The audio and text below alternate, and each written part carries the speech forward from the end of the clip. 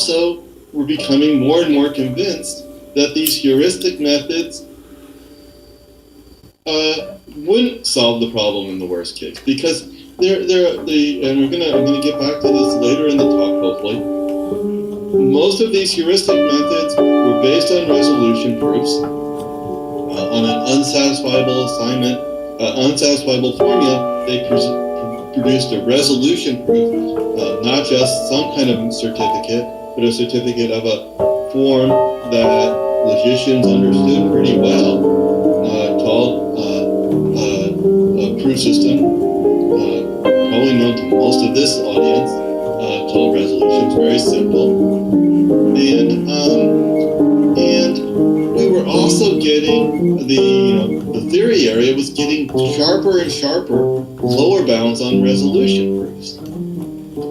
So like Bean, Clark, Potassium, and Sachs around the time I'm starting thinking about or continuing thinking about these problems, proved an exponential lower bound for, say, random SAT formulas for resolution. So we know that these algorithms, even though they're doing really well on instances that came from applications, had some kind of bottleneck for random instances, and there were many other instances based on the proofs of theorems, in fact.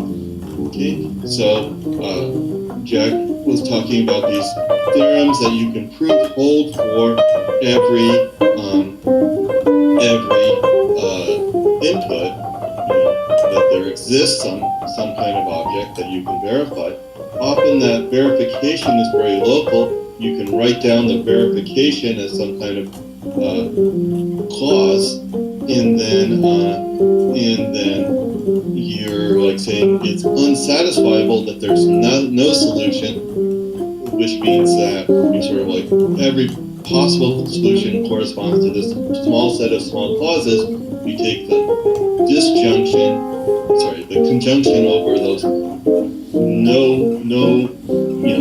This is not an example. This is not a witness. This is not a witness. This is not a witness. And you take the conjunction, and you get an unsatisfiable formula.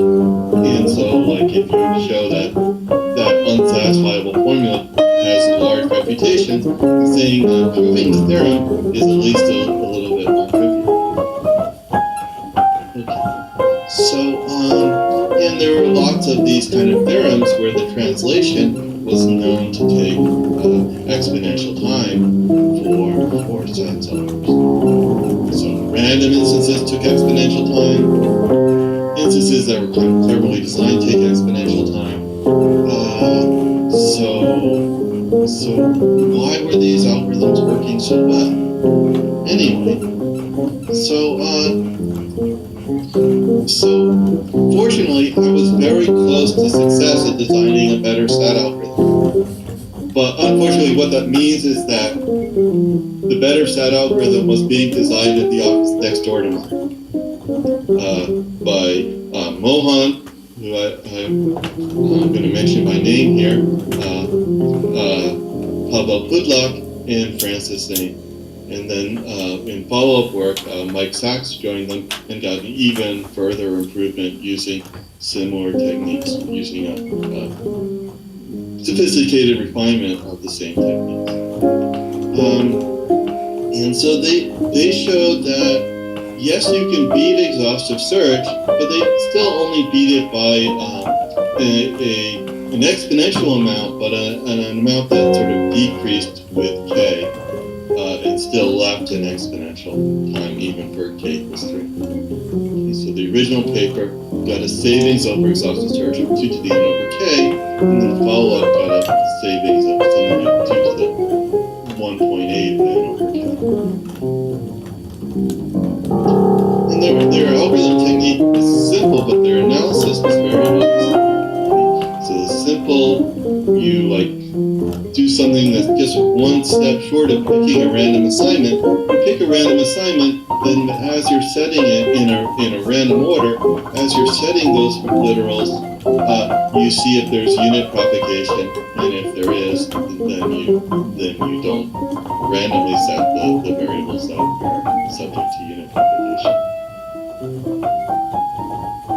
they don't phrase it exactly this way, but I think it's important.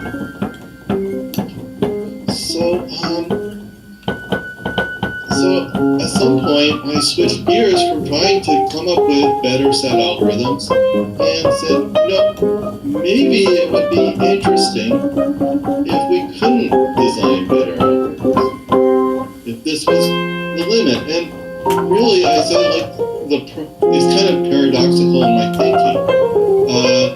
Maybe just because I'm, this shows a defect in my mental state, but the more success there was in interesting approaches to SAT and improvements using interesting new techniques, and all these clever results in this binder that Bart had given me, and the more really clever heuristics people were using that we knew wouldn't work in the worst case, the more it seemed like that there was an inherent barrier to getting progress in the worst case, or at least possibly an inherent barrier, because it seemed that over time people were spending a lot of intellectual effort trying to get improved SAT algorithms, and yet the algorithms that we had were still exponential time. And in fact, for K large, they weren't even that much better than exponential, than brute force search. So what we decided to do is think about, can we quantify, this question, make precise this question of how much better can you do than exhaustive search, and use complexity theory to systematically explore the consequences either way of whether or not we can do it. So that's what motivated the exponential time hypothesis and later the strong exponential time hypothesis. So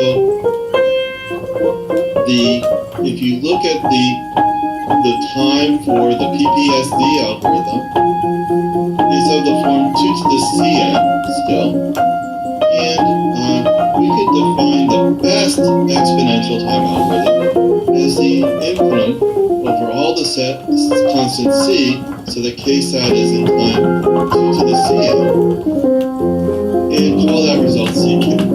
So it's possible that CK is 0. CK exists, but it's possible that CK is 0, meaning you have a strictly sub-exponential time algorithm, or at least a series of exponential time algorithms that improve the exponent arbitrarily.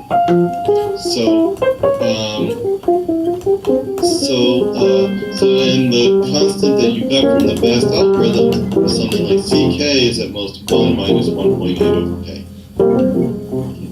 So pretty good, reasonably small when K is 3, when K is 100, it's also pretty close to 1. That was the best, that was kind of like the frontier, the best known value for CK at the time. And it's actually still, okay, it's still pretty much the best.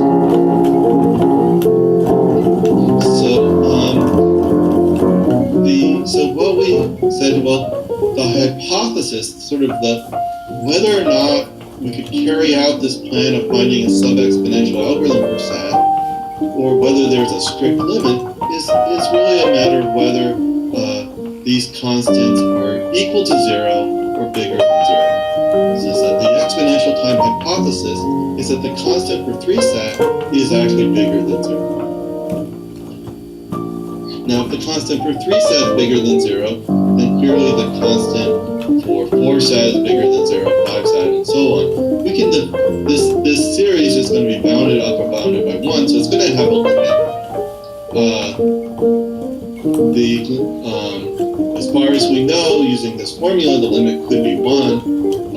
So let's define C infinity to be the limit of this series of constants. And it might be 1, or it might be strictly less than 1. Or it might be 0 if the exponential hypothesis is.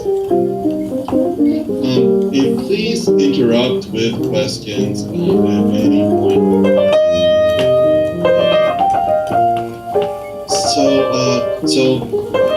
And I said, as far as we know,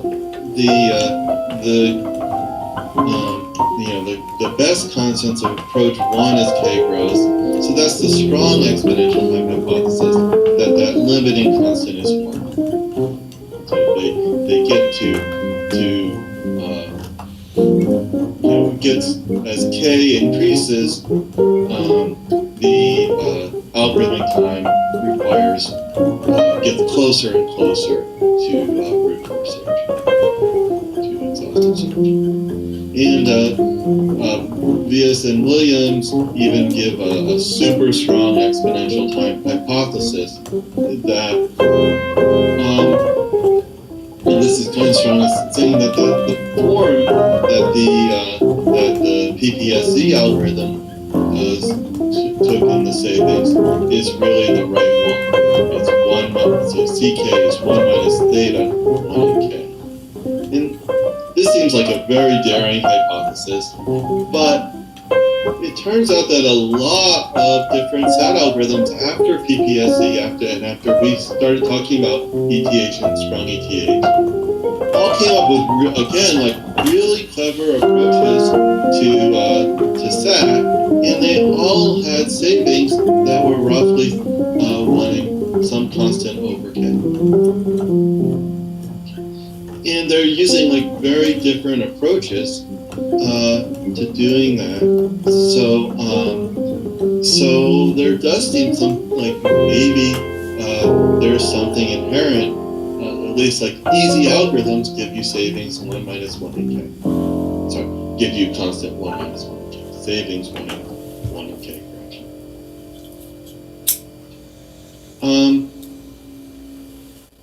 And they also, in the same paper, they showed that they introduced this hypothesis. They showed that it's false for the average case complexity.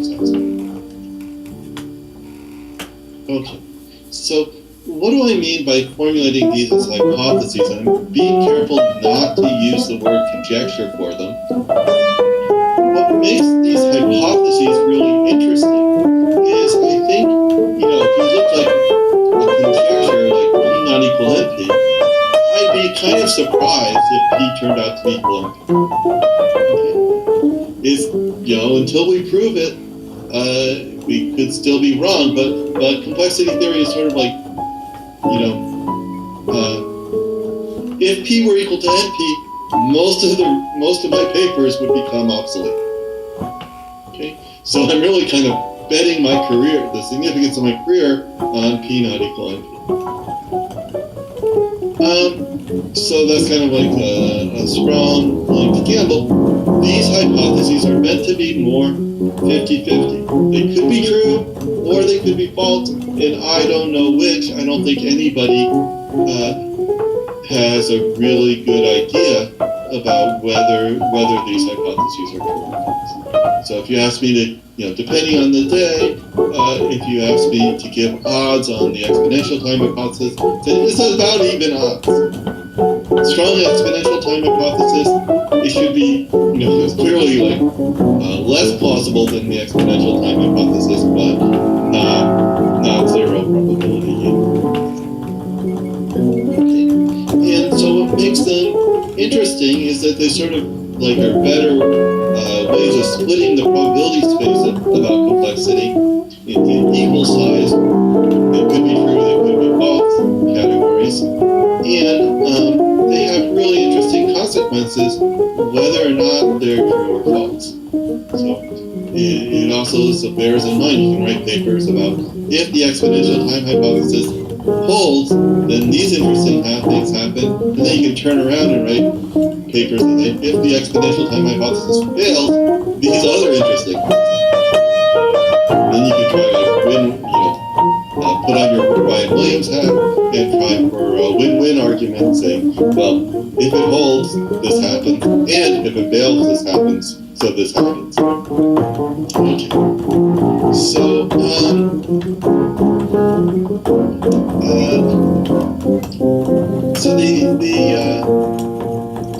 exponential time hypothesis says that the complexity of k-sat or 3-sat is exponential. Why did I pick 3-sat? Well, it turns out that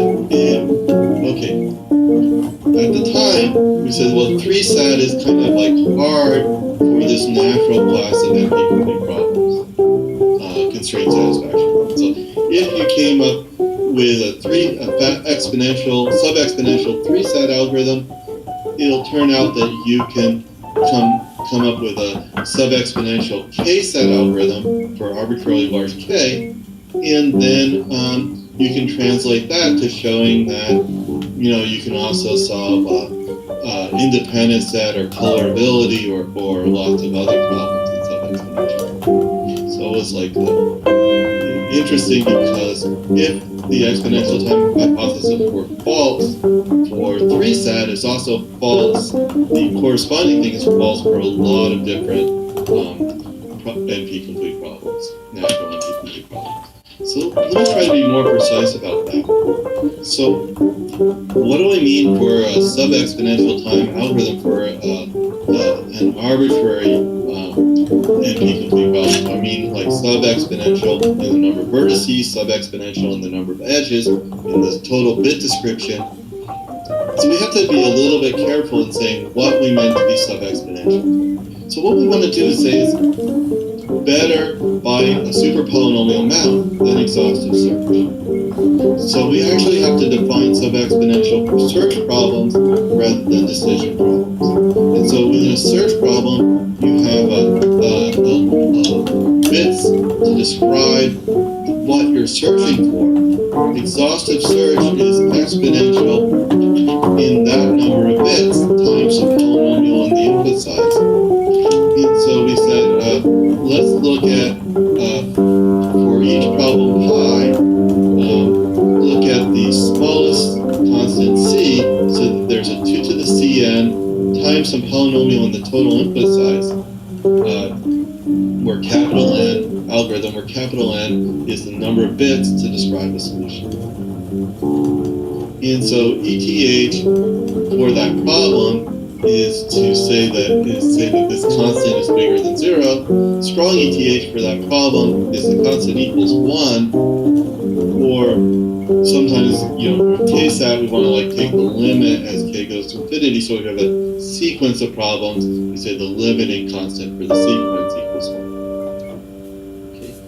And so this is very similar, distinguishing between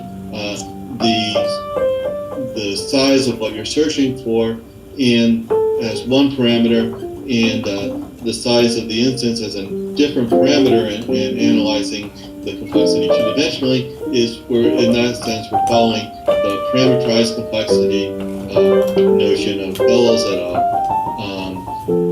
And there are actually lots of really deeper connections between parameterized complexity and this kind of study of exponential exact complexities for NP-complete problems.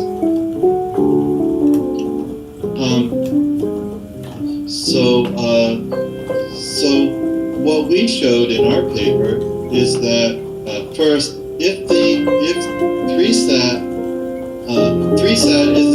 is just a typical instance of a kind of sat, 4-sat is equivalent, 5-sat is equivalent, and so on as far as having exponential time. And this took some actually to show the equivalence wasn't completely obvious, and I'm going to talk about that in a minute. And then we showed that also implies that the exponential time hypothesis is true for many natural and NP-complete problems. So actually, since then, the dichotomy theorem has been proved, and with all the building on all the dichotomy theorem that shows that every CSP, there's kind of a natural characterization of when a constraint satisfaction problem on a finite domain is NP-complete. Building on that, Johnson, Lager, Kvist, and Roy showed that in fact, for any NP-complete constraint satisfaction problem, the exponential time hypothesis for that problem is just the same as the exponential time hypothesis, or 3-SAT, or whatever other problem. So it's really, really a robust notion, okay? More than we had thought. So if the exponential time hypothesis is true, not just satisfiability, but every NP-complete constraint satisfaction problem requires exponential time. And if it's false, that means that all constraint satisfaction problems can be solved faster than exponential time. So we could have picked coloring, and it would have worked out the same. We could have picked independence at peak, and it would have worked out the same. Might have been a lot more work to get there. But in the end, why does it require work to show this? Why can't we just plug it into the standard reductions that we get from NP-completeness theorem? It's because we really want to be exponential in the size of the solutions. Okay? And when you give a standard NP-completeness proof, the size of the instances can grow up polynomially, and so that changes the notion of being exponential versus sub-exponential. Okay, but if you look at the standard reductions between standard problems, they're almost all linear time reductions, and that's true.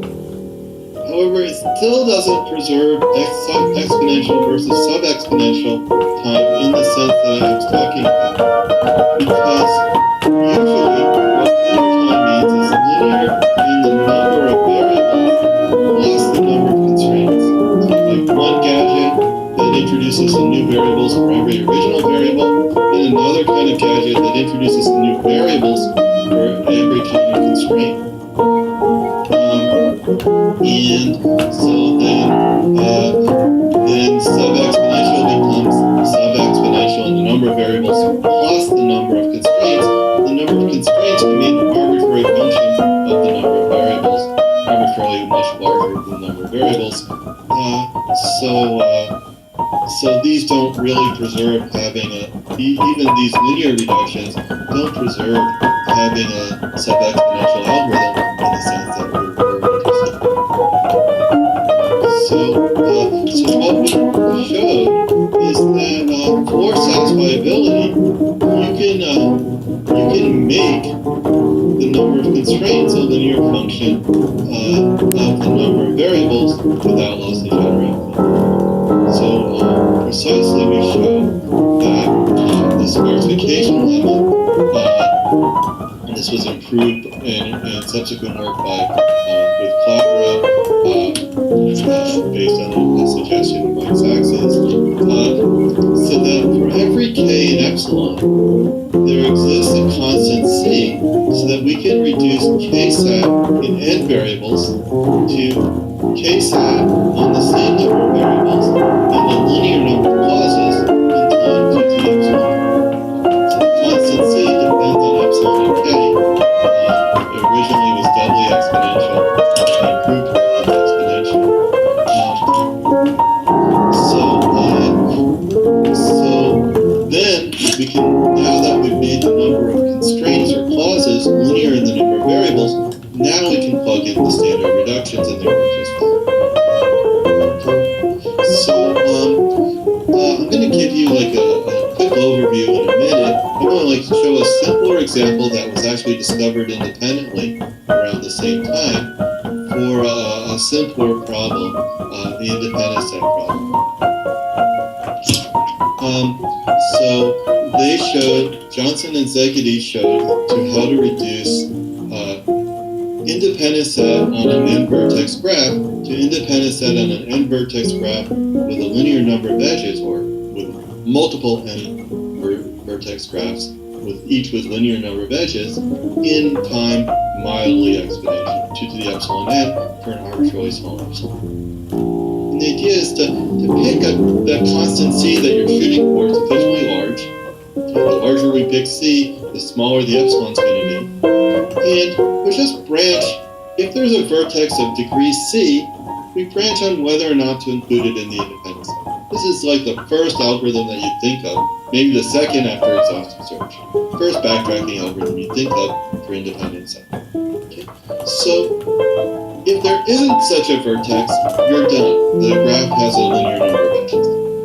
If there is, then you're making lots of progress. Because on one branch you remove one vertex, that's a little bit of progress. On the other branch you eliminate at least C vertices, that vertex and all its neighbors. Okay, so and you can use this to bound the number of total number of graphs that you could get in the whole branching process as n choose n over c, which as c grows becomes 2 to the epsilon n for small epsilon. For KSAT, we can do a similar thing. That's our proof is doing a similar thing for KSAT. There was kind of a mindset barrier that we had to get through in order to come up with this sparsification technique, or at least for the analysis. Because I guess like initially we're thinking, oh, what we want to do is make the graph sparse, right? So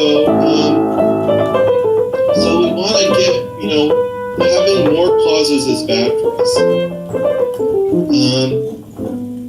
But what we're really doing in this argument is saying, if the graph is dense, we can use that. If the graph has a lot of edges, that's going to help us design a faster independent set out. So here, I want to say, if we've got lots of constraints, lots of clauses, and especially small clauses, that's going to help us prune the search a lot.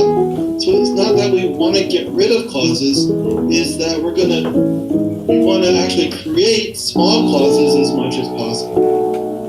Okay. So it's not, and then utilize those small clauses that we create. So if the original formula is dense, we want to say we can actually exploit that and get faster algorithms while it stays dense. It'll be bad when it becomes sparse, but then we're shooting for a reduction rather than algorithm. So we can just say, instead of saying that's bad, we say that's also good in a different way. Okay.